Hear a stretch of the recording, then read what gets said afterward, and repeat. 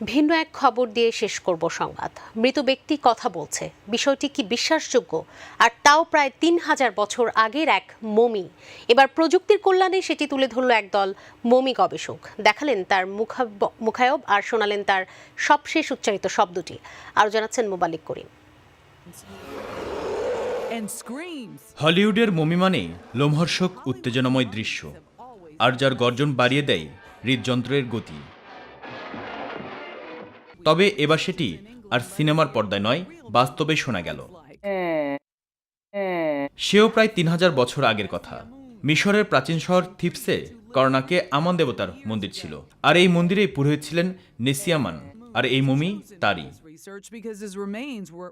এত বছর পরও মমি করে রাখা সে পুরোহিতকেই ফের বাঁচিয়ে তুললেন বিজ্ঞানীরা।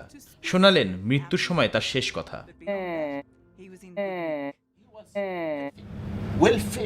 গবেষকরা বলছেন ৩,০০০ বছর পুরনো মমির কণ্ঠস্বর ছিল খুবই ক্ষীণ এবং অস্পষ্ট।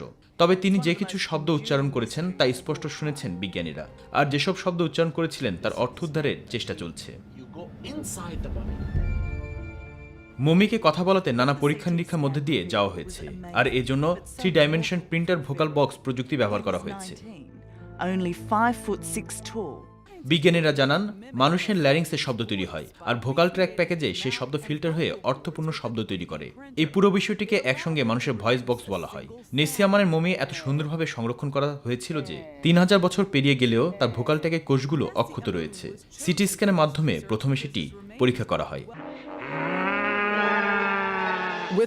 তারপর 3D প্রিন্টারের মাধ্যমে ওই মমির ভোকাল ট্র্যাকের কপি করে ল্যারিংসে কৃত্রিমভাবে তার কণ্ঠস্বর তৈরি করেন বিজ্ঞানীরা। কি আর কেমন শোনা গিয়েছিল সেই কণ্ঠস্বরে, শুনুন নিজের কানেই। মোবাল্লিক করিম, মাই টিভি।